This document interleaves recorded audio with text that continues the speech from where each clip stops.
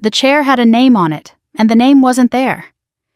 I stood behind that curtain in dress blues I'd worn 100 times before medals catching the stage lights, and all I could think about was 6 inches of empty upholstery in the front row. 300 people were waiting for me to walk out and accept 30 years of my life folded into a ceremony. What none of them knew, what I barely let myself know, was that in less than an hour, a number would flash across a screen that would tear my family apart before it put it back together. $675,000. But that's not where this begins. My name is Rachel Morgan, and for 3 decades I wore the uniform of the United States Army. I stood backstage at Fort Liberty's main auditorium listening to the low hum of hundreds of voices settling into their seats, and I made myself breathe the way I'd trained young soldiers to breathe before their first jump. In, hold out. It didn't help much. Nothing helps much when the person you want most in the room isn't coming. The event coordinator, a young captain with an earpiece and a clipboard, leaned toward me. "Colonel Morgan, we're ready whenever you are." I nodded, smoothed the front of my jacket, and glanced one more time toward the double doors at the back of the hall. They stayed shut. On stage, the flags stood in their stands, crisp and still under the lights. A slideshow cycled through photographs of my career young Lieutenant Rachel, in fatigues too big for her frame. Colonel Rachel standing beside a supply convoy in the desert. Rachel shaking hands with generals whose names most people only read in textbooks. Old friends had flown in from 4 different states. Soldiers I'd commanded 20 years ago sat shoulder to shoulder with men and women I'd served with just last year. The front row was reserved for family. Every seat had a little printed card. One of them read Lauren Morgan, daughter. It was empty. I felt the ache of it low in my chest, the particular ache of expecting disappointment and getting it anyway. The captain touched my elbow gently. "Ma'am, would you like us to hold a few more minutes?" "No," I said. My voice came out steadier than I felt. "The people who needed to be here already are." It sounded composed. It was not. Beneath it sat 30 years of birthdays, missed on both sides of phone calls cut short by deployments of a daughter who had learned somewhere along the way that her mother's absence and then her mother's presence were both just things that happened to her, not things she had to show up for in return. The captain asked carefully if there was anyone else I'd like seated in the family section. I scanned the back of the hall, past the folding chairs and the coffee station, and found her Emily Hayes standing near a cluster of nurses from the Veterans Rehabilitation Center where she worked. She wore a simple blue dress, and she had the look of someone who didn't think she belonged anywhere near the front. "Emily," I called out. Heads turned. She startled, then walked toward me uncertain. "Your mother should have been sitting next to me today," I told her. "Would you sit there instead?" Her eyes filled before she could stop them. She nodded, and I watched her walk down that aisle and settle into the chair that still had my daughter's name printed on the little card taped to its back. Nobody moved to take the card down. I didn't ask them to. The ceremony went the way these ceremonies go, the speeches, the medals, the folded flag presented with 2 white-gloved hands. I kept my composure through all of it the way I'd kept my composure through worse. Near the end, Lieutenant General Thomas Whitaker, who had commanded me 20 years earlier, stepped to the podium with a look on his face I didn't recognize. Before we close, he said, "There's something even Colonel Morgan doesn't fully know." He spoke about a fund I'd quietly built over years, dollar by dollar, speech by speech, book royalty by book royalty. He said its first recipient had been chosen. He said her name. Emily Hayes. He said the number. $675,000. Emily went white. The room rose to its feet around her applause, rolling like weather through the hall, and I watched her hands shake as she pressed them to her mouth. I stood at the podium and felt something crack open in my chest that had nothing to do with pride. 5 hours later, I sat alone in my quiet house, the medals still pinned to my jacket, my phone buzzing against the kitchen table over and over until I finally looked at it. 82 missed calls. Most of them were from my daughter. But that story didn't start with the money. It started the night before, with 6 words Lauren said to me on the phone, words I hadn't been able to stop hearing since. 3 months earlier, I got the letter that made it official. 30 years of service, and the Army wanted to mark it properly. I'd have been just as happy with a quiet dinner and a handshake, but the veterans organization I'd worked with for a decade insisted on something bigger, and honestly, so did the people who'd served under me. They wanted to talk about the deployments, the family support programs I'd built from nothing, the times I'd stood between a soldier and a decision that would have ruined him. They wanted to talk about the promotions I'd turned down so I wouldn't have to uproot Lauren again after her father died. I drove to Lauren and Jason's place myself to deliver the invitation in person. It felt important somehow to hand it to her rather than mail it. Their house sat in a nice development outside the city, the kind with matching mailboxes and a homeowners association newsletter. Lauren opened the door in workout clothes, hair pulled back, phone already in her hand.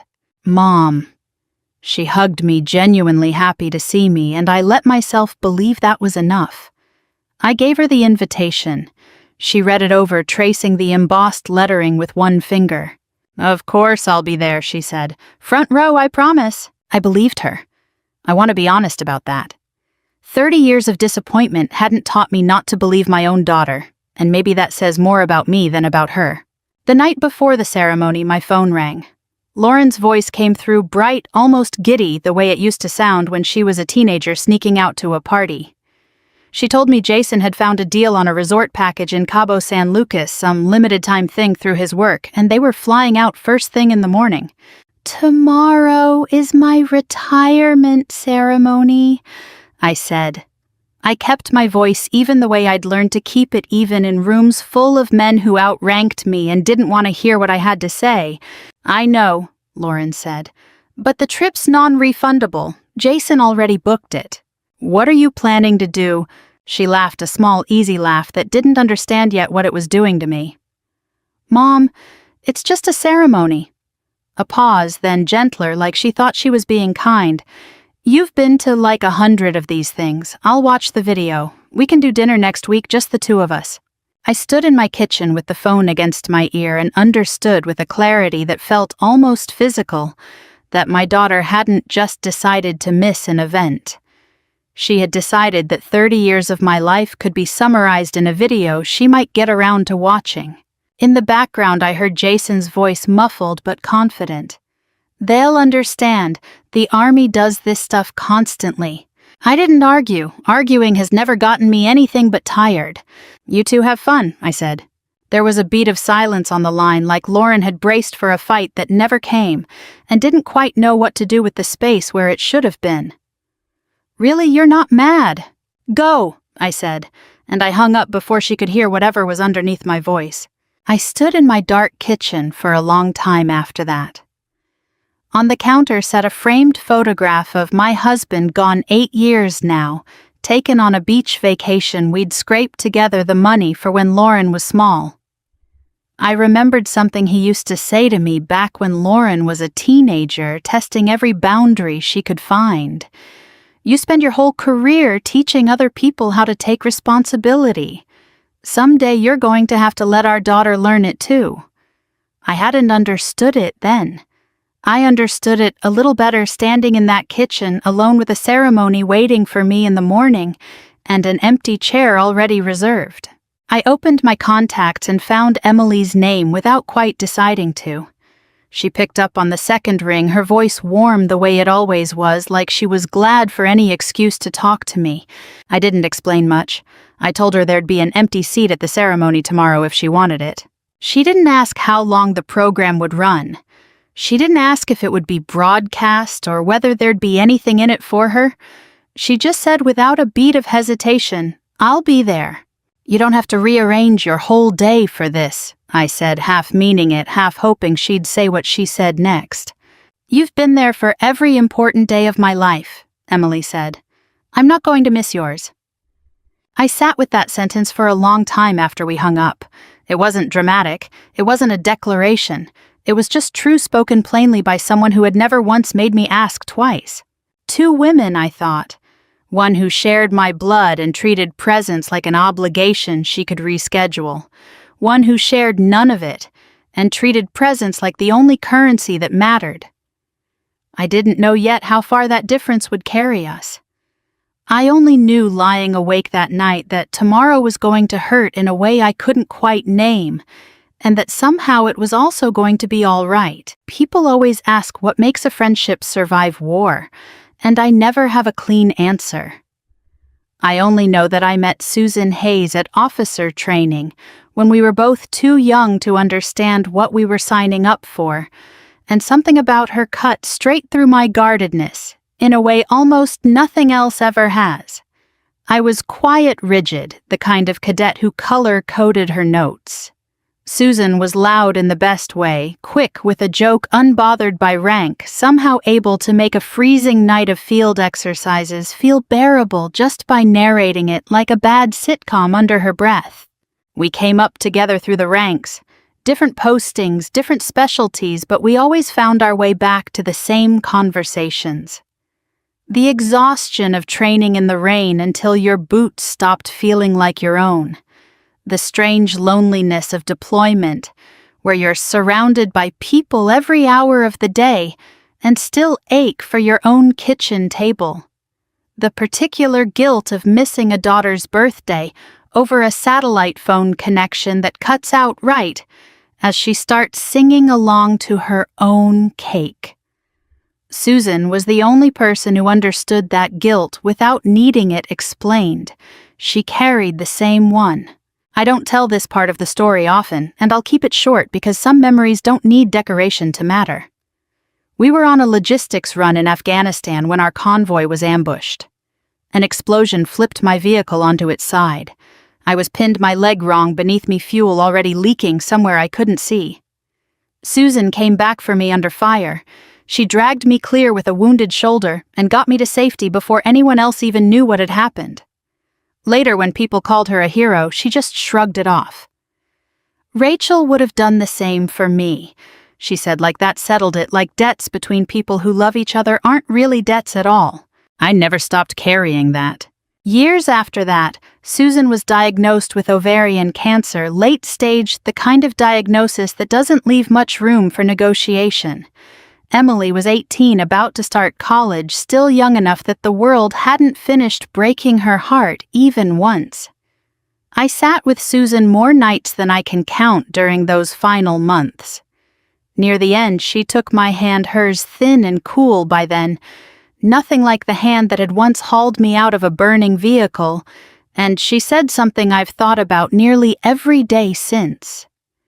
I don't need you to be her mother.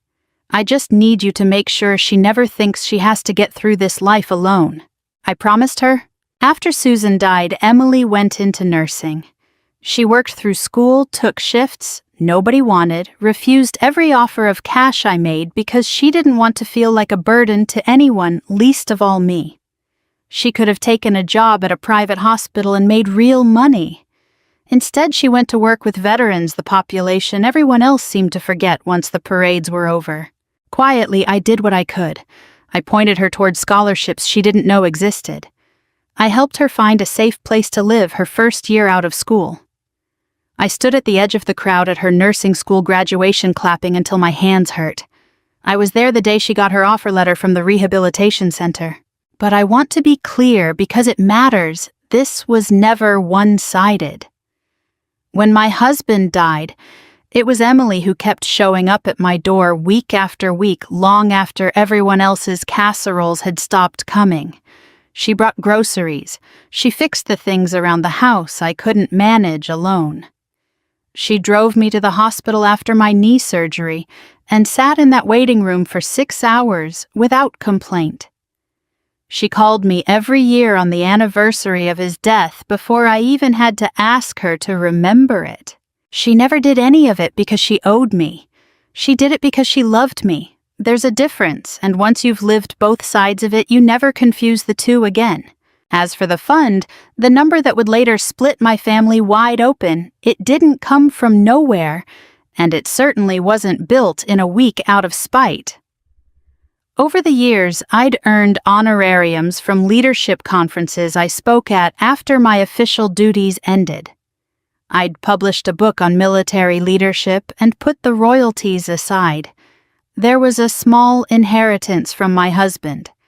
And there were contributions, soldiers I'd served with, small businesses, people who believed in what I was building that had gone dollar by dollar into an independent non-profit I called the Service After Sacrifice Fund.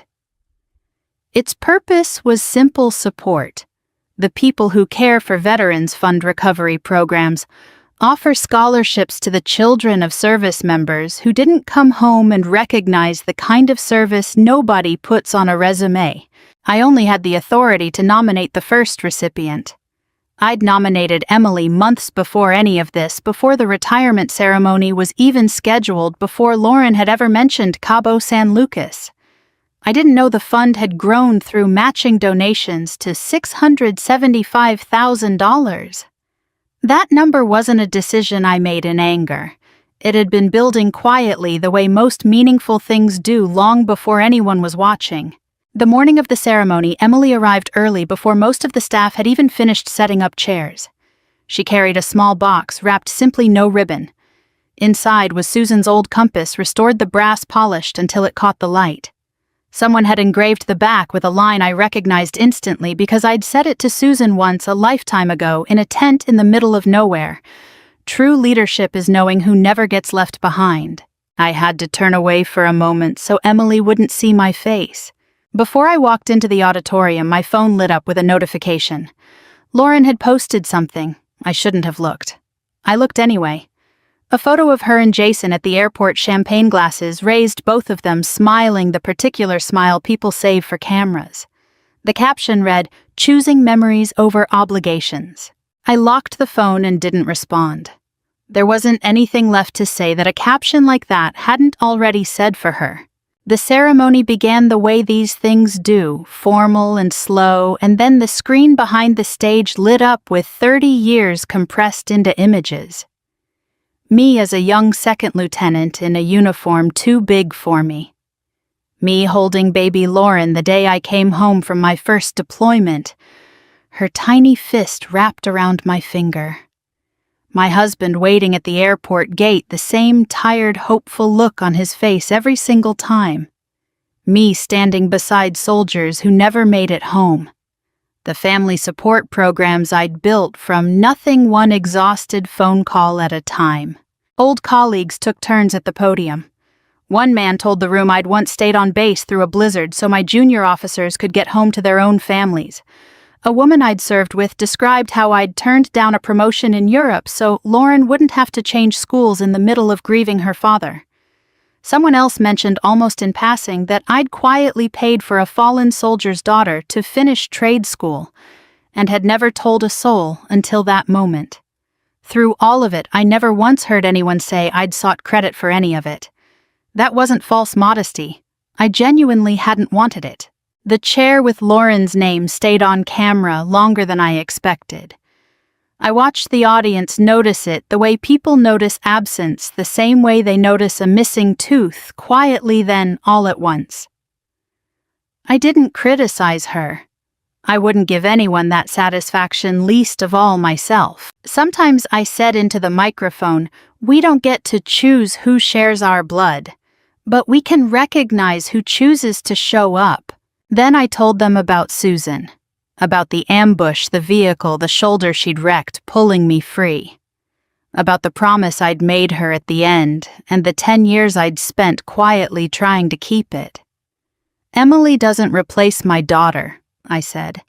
"No one replaces a child." But today she filled a chair that indifference left empty. The room went very still. General Whitaker stepped up next and told them about the fund. He read from a letter I'd written years earlier, words I barely remembered writing.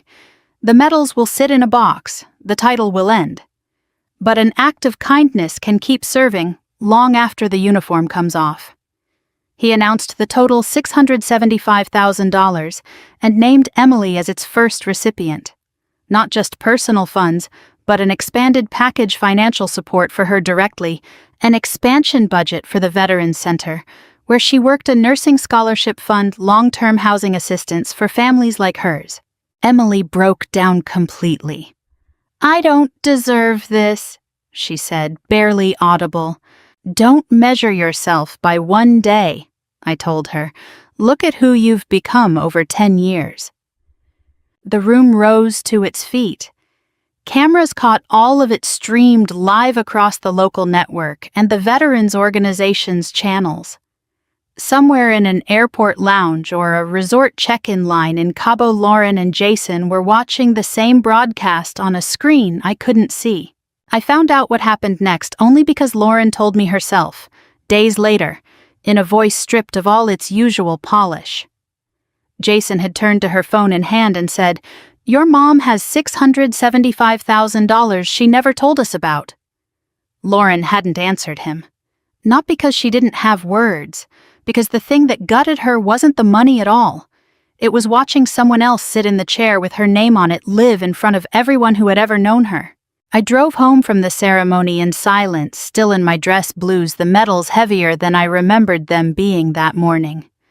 My house felt different, walking into it that night, quieter but not peacefully so. I set my honor sword and the retirement medal on the shelf beside my husband's photograph the way I'd imagined doing for months, except I'd always imagined Lauren standing beside me when I did it. My phone had been buzzing in my bag the entire drive. I didn't check it until I was sitting in my own kitchen with a cup of tea going cold in front of me. Lauren, Jason, cousins I hadn't spoken to in years, a local reporter asking for comment. People from my old units, people I hadn't heard from since retirement talk started. I turned the sound off and let it keep buzzing silently against the counter. 5 hours later, I finally looked at the screen. 82 missed calls. I didn't call everyone back. I called Lauren. She picked up before the first ring finished. "Why didn't you tell me about the money?"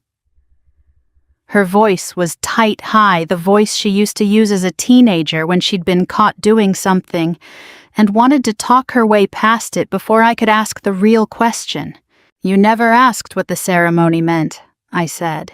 She told me they were already trying to change their flights, that they'd be back by morning. I told her there was no need. "You two already chose where you wanted to be," I said, and I meant it as fact not punishment, though I understood how it must have landed. "I know I messed up," Lauren said. "Messed up because you hurt me," I asked her, or because the whole country saw an empty chair. She didn't answer that. The silence told me more than words would have. Jason took the phone from her. He wanted to know why Emily, who wasn't family, was walking away with money that should have gone to Lauren. I kept my voice level, the way I'd learned to keep it level in rooms full of men convinced they already knew the answer. I explained that this wasn't an inheritance. It was a charitable fund built independently with a recipient chosen on the basis of years of service and care, not bloodline. Lauren hadn't lost anything that had ever belonged to her. Jason said I'd humiliated them on live television. "I didn't humiliate you," I told him. "I just stopped covering for the empty chair." They came home that same night. I heard the car in the driveway a little past 10 doors slamming harder than necessary, and then Jason was in my living room before I'd even set down my tea, his face flushed with the particular anger of a man who feels cheated out of something he'd already spent in his head. "You chose someone else's daughter over your own," he said. "No," I said. "I chose the person who showed up. Lauren chose not to."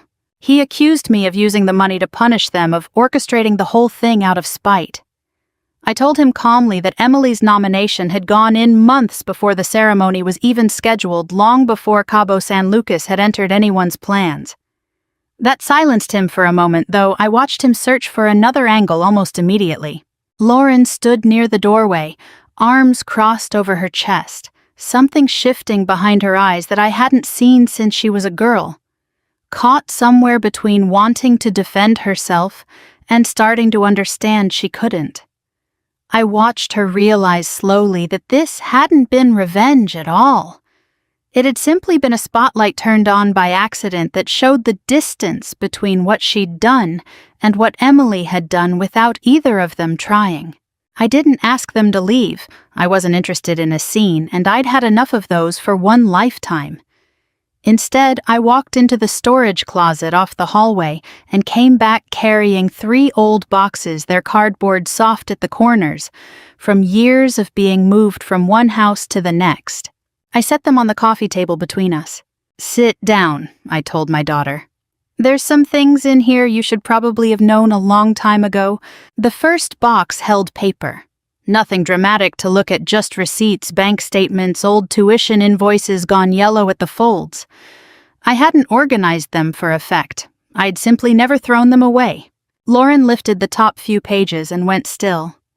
There was the tuition bill from her sophomore year of college, the one she'd always believed her academic scholarship had covered in full.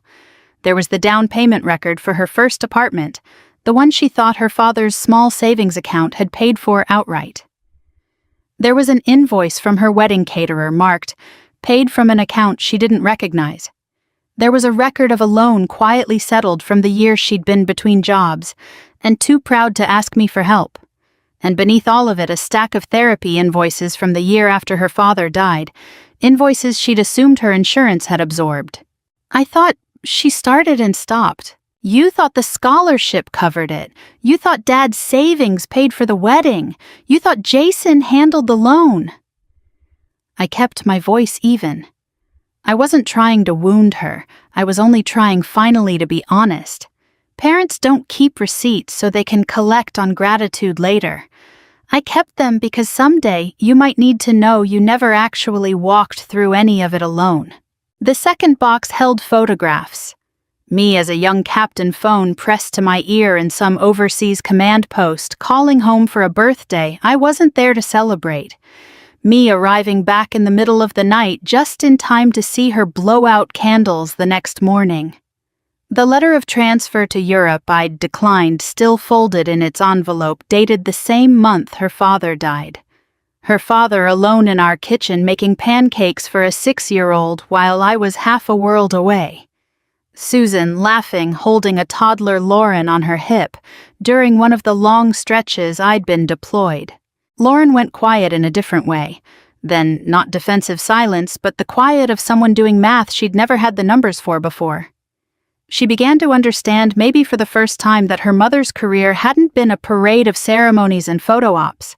It had been 30 years built out of missed, sleep-distance funerals for people she'd served beside, and the daily effort of trying to be a mother across time zones and deployments that didn't care what day her daughter's recital fell on. The third box held letters. Her father's handwriting unmistakable, addressed to Lauren, but never sent, tucked away for a day he must have known wouldn't come for him. One line stopped her cold.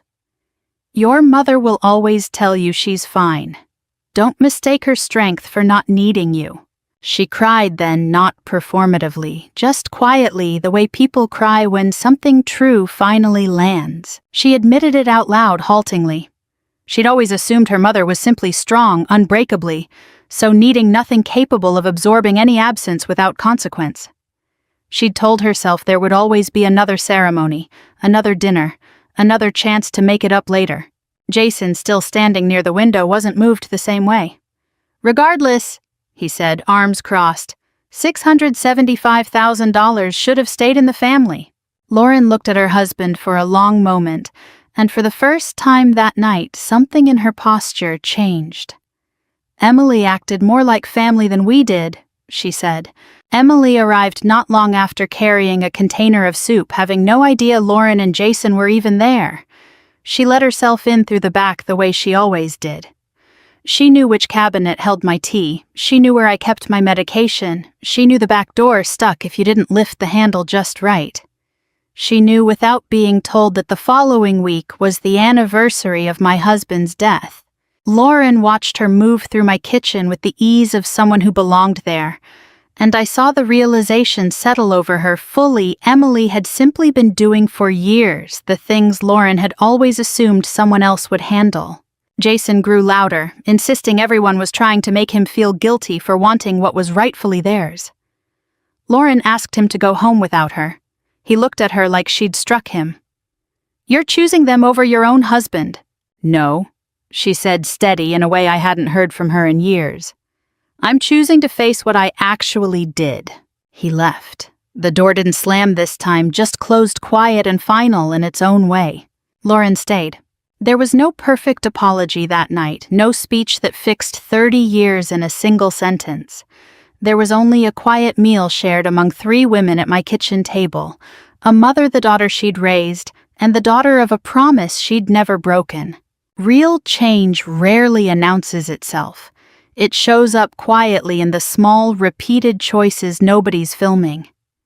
In the weeks that followed, Lauren started calling every morning not to check in on the fund or ask what people were saying about the ceremony, but just to talk about nothing about the weather, about whether I'd eaten breakfast.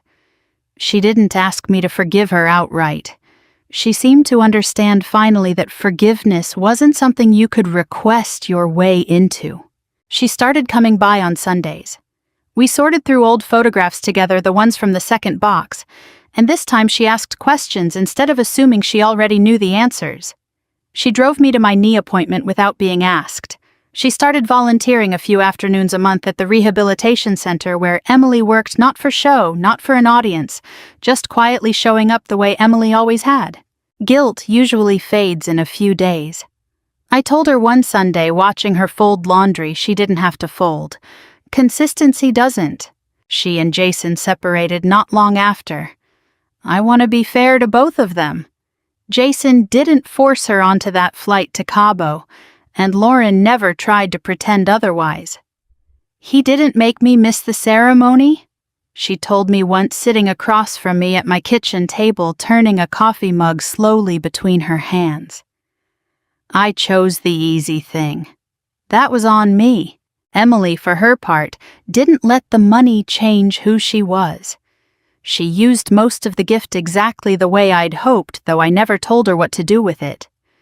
She expanded the mental health wing at the Veterans Center for women who'd served and come home carrying things nobody could see. She started a scholarship in Susan's name for nursing students who wanted to work with veterans instead of chasing higher salaries elsewhere. She funded a training program for nurses, specializing in trauma care for service members.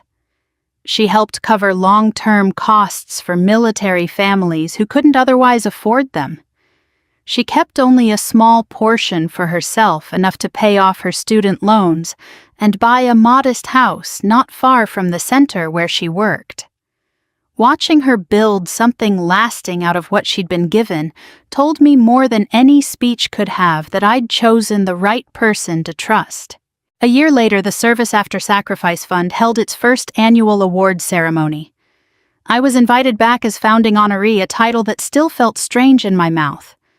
I walked into that hall not knowing quite what to expect, and there in the front row sat my daughter. Early. Emily sat beside her, the two of them talking easily like people who'd chosen each other, rather than been forced into proximity by circumstance. The chair wasn't empty this time. Lauren stood when she saw me and crossed the room before I'd even reached my seat. "I got here early this time," she said, a small, hopeful smile pulling at her mouth. "I noticed," I told her. She hesitated, then asked the question I could see she'd been carrying all year. "Have you fully forgiven me?" "Forgiveness was never the hard part," I said. "Trust takes longer, but you're rebuilding it. I see that." I looked between the two of them that evening. My daughter born of my own body, and the daughter of a promise I'd made to a friend who never got to see how far that promise would travel. Different in every way, two people can be different, and yet both of them in their own time had become family in the truest sense. Not by blood alone, by choosing again and again to show up. The $675,000 never fixed my family. Money never does that it was never designed to. What brought my daughter back wasn't shame, and it wasn't the fear of losing an inheritance. It was the slow, hard-won understanding that love isn't proven by what you feel in a given moment. It's proven by where you choose to be when it costs you something to be there. So, if there's one thing I'd ask you to carry away from this, don't wait for an empty chair to say what you haven't said yourself.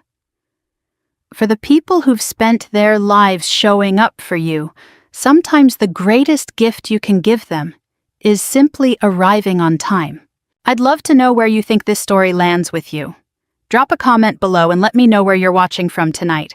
We've got so many more stories like this one waiting for you, so make sure you subscribe and turn on notifications so you never miss a moment like this. Let's keep this journey going together.